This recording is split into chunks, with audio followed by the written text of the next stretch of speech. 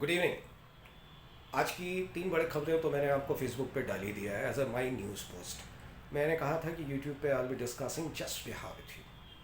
बिहार में इन अ वे देखा जाए तो होली की तैयारी शुरू हो चुकी है। People are using all kinds of colours this time, actual नहीं पॉलिटिकल कलर्स।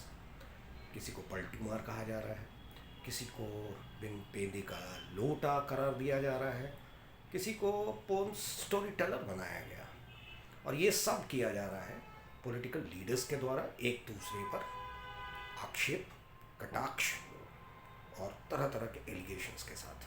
खैर, ये बिहार है, यहाँ तो यही सब होता है, आपने देखा ही होगा। पर इन सब से ऊपर उठ जाता है बिहारी, क्योंकि उसको पता है कि बिहार में यही होता है। खैर, बिहार की खबरों पे हम आए तो बिहार में कल मुख्यमंत्री पद के लिए Nitish ji has been sworn in along with two BJP deputy chief ministers and 6 ministers, of which 3 are from JDU, 1 from BJP, 1 from HMS and 1 is an independent. अब सवाल उठता है ना कि ये जो नीतीश जी हैं, अब मैं कास्ट की बात कर लूँ। Nitish ji belongs to, he is a Kurmi by caste. Deputy chief minister जो बनाए गए हैं ना, Chaudhary ji, Samrat Chaudhary ji, he is a Koeri by caste, both OBC. And the third one, the second deputy chief minister, both the deputy chief minister from BJP, जो दूसरे deputy chief minister बनाए गए हैं वो हैं Vijay Kumar Sinha ji. He belongs to the upper caste Bhumihar land owners. अब BJP is banking on these three castes, the EBC, OBC and upper caste. उनको लग रहा है कि देखते हैं 2024 में एक इक्वेशन के तौर पे ये तैयारी में लगे हैं। अब मैं आपको दो तीन स्टेटमेंट से वाकिफ़ कराना चाहूँगा, जो दो तीन बातें जो आई हैं ना। अब ये सम्राट चौधरी जो हैं, सम्राट चौधरी जो deputy chief minister from BJP in Bihar, in Nitish Kumar जीज government for that matter, is the son of Congress, famous Congress leader Shakuni Chaudhary. Shakuni Chaudhary ji Congress में बहुत दिनों तक रहे, फिर आरजेडी और जेडीयू में भी इनका तालमेल बनता रहा। सम्राट चौधरी जी जो हैं वो राबड़ी देवी यानी कि लालू जी की पत्नी जब मुख्यमंत्री थी बिहार में, तो उसमें ये मंत्री थे। फिर बाद में नीतीश जी के साथ, ये जेडीयू में थे, नीतीश जी के साथ इनका जुड़ाव तो बना ही था। ये नीतीश जी के पुराने पार्टी के थे मेंबर। फिर नीतीश जी जब बीजेपी एनडीए के साथ टहल लिए तो वहाँ पर जीतन राम मांझी की सरकार बनी। सम्राट चौधरी उनके मुख्यमंत्रित्व काल में मंत्रिपरिषद उन्होंने ज्वाइन कर लिया। फिर उन्होंने बीजेपी ज्वाइन कर लिया।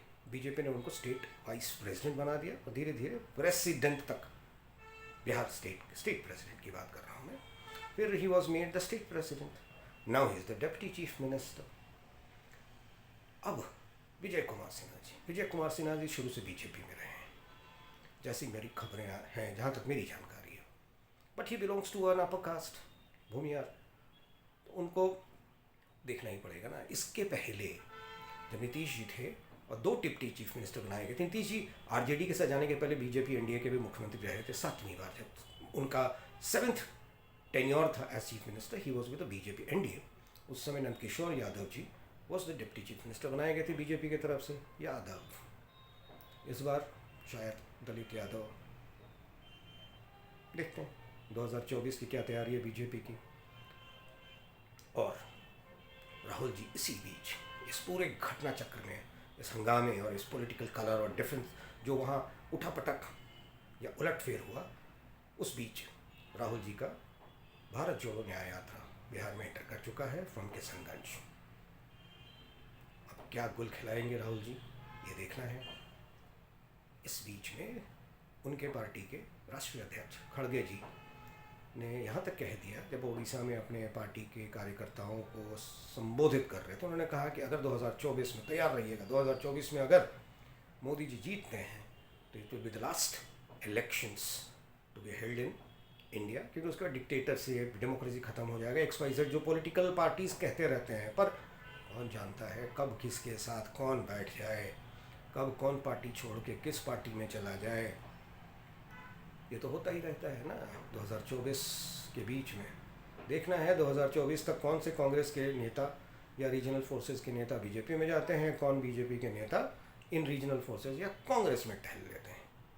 कि नीतीश जी ने शुरुआत कर दी है, अब आगे देखते हैं। खैर, अंतर्राष्ट्रीय खबरों में सबसे बड़ी खबर जो मुझे नजर आई वो है Maldivian president Mohamed Muizzu is likely to face impeachment.